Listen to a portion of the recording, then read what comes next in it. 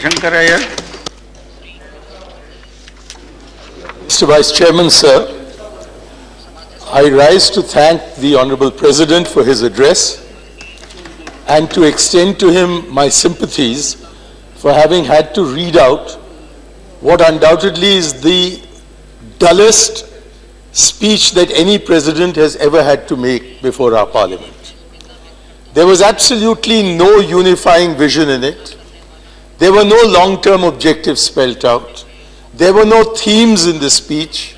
All we had was a laundry list of what the government claims to have done and what it claims it will be doing in the future. I had intended to limit my remarks to what the President's address said. But I am obliged by the Finance Minister's intervention in this debate to respond to him as well. He is twisting our position to be one of anti-industrialization and anti-urbanization. Nothing could be further from the truth. But you cannot rob Peter in order to pay Paul. The purpose of this legislation relating to land acquisition was not to stop industrialization or to stop urbanization, but to ensure that those who are deprived of their land, their property against their will, are duly compensated. They have not been duly compensated. It's even worse that instead of allowing market forces to determine who will sell and who will buy, the state intervenes and acquires land in order to pass it on to private developers. There is a doctrine of eminent domain which says that the state might acquire projects for its own use, not for the use of others. I can understand the state acquiring land in order to build a railway line, or to build a highway, or to build a canal, but I cannot understand the concept of the state acquiring land in order to transfer it to an industrialist for his private exploitation. There are, sir, three factors of production which I trust the Minister of Finance is aware of. There is the factor of capital, there's the factor of labor, and there's the factor of land. Now, when in our system, the state does not acquire capital in order to pass it on to the private sector, and the state does not acquire labor, as it would in a slave economy, to pass it on to the private sector. By what right does the state acquire land in order to pass it on to the private sector? What is worse is that a huge amount of the industrialization that is actually taking place in the private sector is leading to jobless growth. There is no connection whatsoever between the work of big business and additional employment in the country. That is why, despite the staggering growth of industry during a portion of the UPA rule, which extended from about the beginning of the UPA rule till about the middle of UPA 2, during that period, industrial growth rose, but employment in industry did not significantly rise. What we are doing is displacing people from the sector that is the most employment intensive, namely agriculture, in order to bring in industry, which by definition is not employment intensive, but capital intensive and technology intensive. Therefore, there is a real problem before the country that those who are least able to give voice to their fears are the ones who are being deprived by whom? By this government that they themselves have elected of their own property. I'm sure Mr. Jaitley would not rest content if the state were to acquire his home for whatever noble purpose. He would object. That's why, as a lawyer, he has done so well in protecting the private property of all his clients. That's how he's done it. So the same man who in his profession protects private interests, suddenly in his capacity as a minister wants to deprive poor people of their private property. And worse still, our committee, that is the Standing Committee on Rural Development, of which I was a member, pointed out that apart from a few Commonwealth countries, that is ex-British colonies, there is no country in the world which permits the acquisition of property. There is no land acquisition in the United States.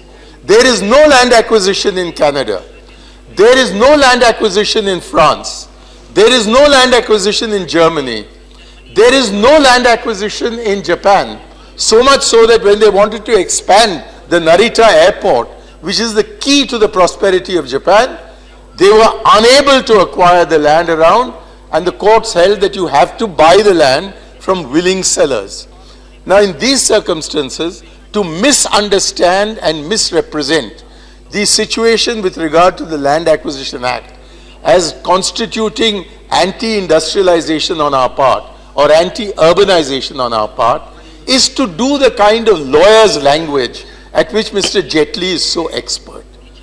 There are real problems that have to be faced, and instead of using clever phrases, I trust the Minister of Finance would face the problem squarely. If he is unable to face them squarely, we will put them before him squarely and ensure that the people of India are not deprived of their property only because they are poor and only because they are voiceless. I now come to the substance of what I had intended to say. Sir, if there is a theme that is available in the running of this government for the last 9 months, it is the concept of cooperative federalism or competitive federalism. I think we welcome this concept of cooperative federalism and competitive federalism, and therefore we welcome what Mr. Jaitley drew attention to just now, which is that the share of the states in the national divisible pool of finances has been increased from 32 to 42%. But I think it's extremely important that before we fall into the trap of cooperative federalism, we understand clearly that the Constitution of India does not make India a federation. In the famous words of Dr. Ambedkar, we are a union of states with federal features. And therefore, the federation concept has to be married to the fact of our being a union, and a union at that of states. So the center cannot abnegate its responsibility to the Constitution. I submit for local self-government. There is not a single word about the panchayats or the municipalities in all of the many boring paragraphs that this government has read for the poor president to have to read. Sir, nearly 25 years ago, this parliament passed and the government promulgated the 73rd and 74th amendments to the Constitution, which now figure as parts 9 and 9A. Neither minimum government nor maximum governance is possible unless self-governance and self-government is guaranteed to local communities, rural and urban. Maximum governance must mean the maximum empowerment of communities, of local communities, and maximum devolution to communities, local communities. Although the President's address repeats the cliche, India lives in its villages, the Union government seems completely uninterested in empowering elected village panchayats and urban local bodies. It limits cooperative federalism to the center and the state, excluding the panchayats and the municipalities. I request the government to look again at the concluding section of the 1987 Justice R.S. Sarkaria report on center-state relations. There they will find that Justice Sarkaria stresses the role of local governments in meeting the most aching needs of the people, which is neighborhood control and supervision over neighborhood issues that constitute most of the concerns of most of the people most of the time. Indeed, it is precisely because the people of Delhi saw that this government is anti-Mohalla Sabhas, anti-Gram Sabhas, anti-Panchayats and anti-municipalities, that they have given you the drubbing that they gave. Learn at least from this election that you cannot have cooperative federalism if you exclude the elected local bodies. What this government has done is that it has forgotten Mahatma Gandhi's injunction, which is given in Young India of the 10th of September 1931, and I quote from memory as much as from my notes. I shall work, said Gandhiji, I shall work for an India in which the poorest feels that it is his country, in the making of which he has an effective voice. It is not unless the poorest of this country are made to feel that it is their country by being given the opportunity of participating in governance, and in believing that it is not this government but they themselves with their own hands and their own brains who are making this, and they can feel that only if they are given an effective voice in governance. Only then will the India of Mahatma Gandhi's dreams be achieved. But instead of doing that, what this government is interested in doing is replicating the authoritarianism that is evident in the center, in the states, to the detriment of local democracy, local government, and local governance. Bhagidari, Jawabdehi, Zimmewari. These are no part of your so-called cooperative federalism. So it is not enough to strengthen the states alone. What we need, as Sonia Gandhi has said, is a strong center, strong states, and strong panchayats and municipalities. What the government is doing is strengthening the states, which is welcome, but weakening the center and leaving the panchayats powerless, which is not welcome. Indeed, instead of ensuring powerful panchayats, the government is ensuring a powerless Ministry of Panchayati Raj.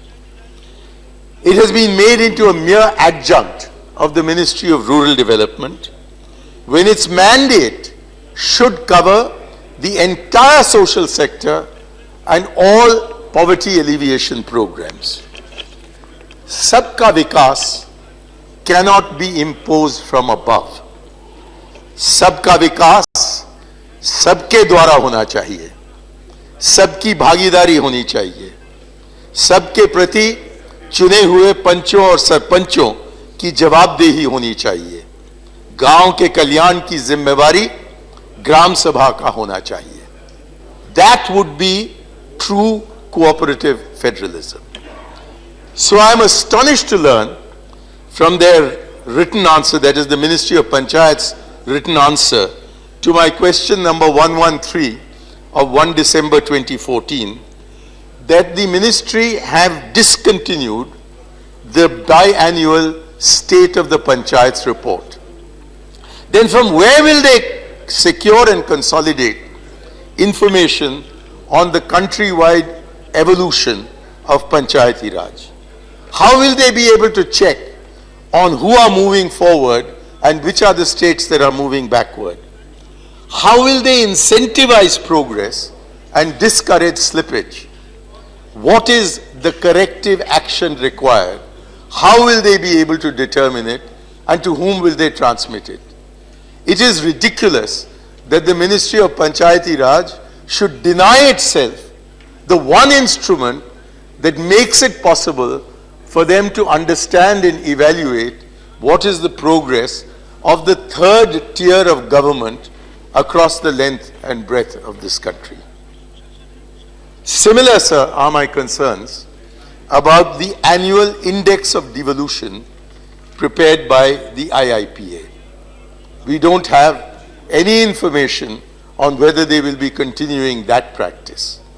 And if so, they will not be able to run their incentivization schemes. So what this government is doing is fixing on how to make the states as authoritarian as they are making the center, without any regard for what are the institutions of governance and government at the grassroots level where the people live. They are interested in devolving to other governments. They are not interested in devolving to the people or to the institutions of the people. We are, sir, in imminent danger of reverting to the pre-1993 position on Panchayat Raj. That would be a blow both to the Constitution and to the pattern of three-tier federalism envisaged in the amended Constitution.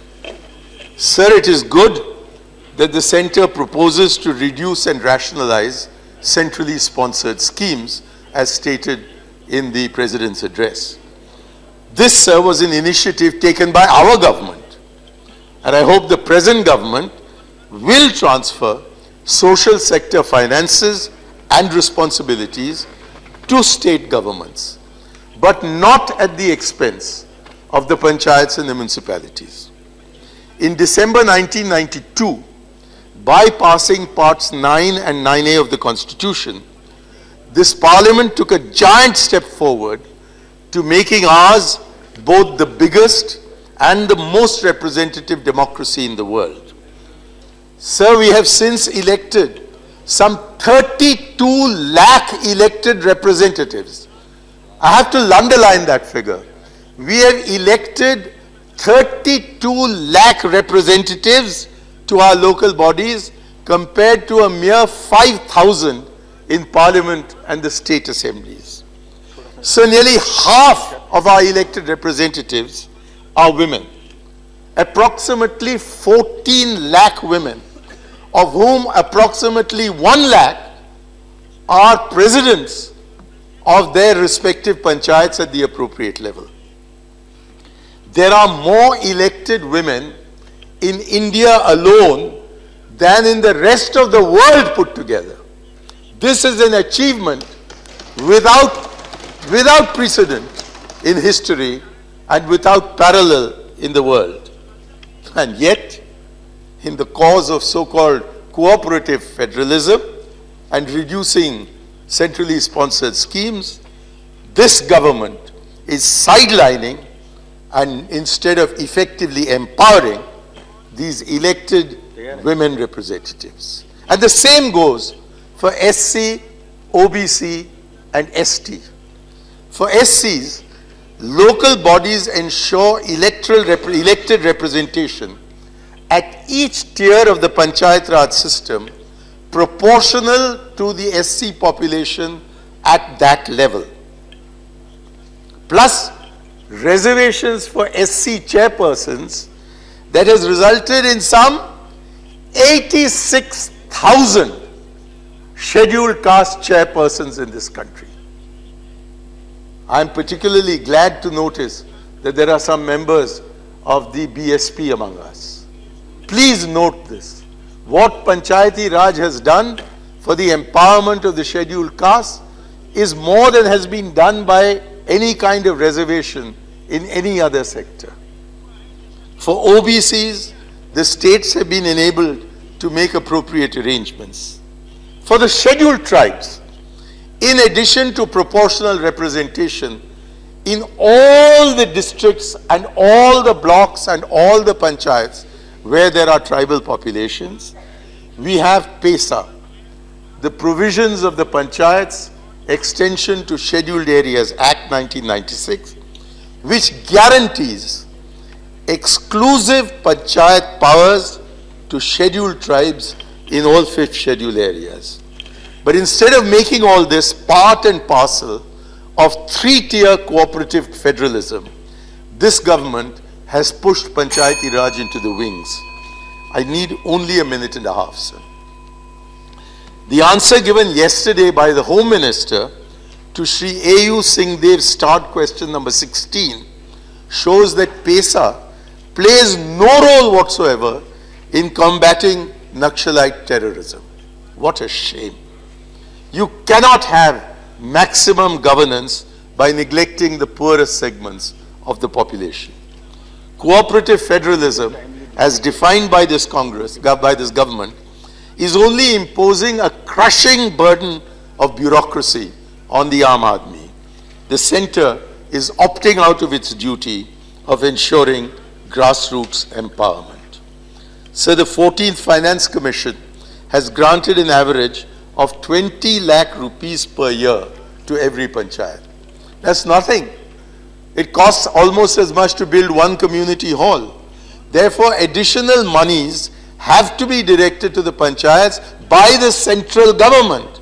Equally, the central government has to incentivize the states to direct further sectoral financing by the states to the panchayats. How can any of this be done if the centre does not regard the panchayats and the municipalities as integral to the three-tier system of cooperative federalism? We need money for all these things, and the new Niti Aayog has the constitutional obligation to take into consideration the development plans of district planning committees mandated by Article 243ZD of the Constitution. All this, sir, requires the most careful implementation of the recommendations of the 2013 expert committee that I chaired. But from what I can make out of questions to ministers of the present government, there is little or no progress on this front. Instead, under the slogan maximum governance, minimum government, the central government is deluding itself, misleading the people, and derailing inclusive government. That is why I have no trust in this government. The sooner it stops writing president's addresses, the better for the nation. Thank you, sir.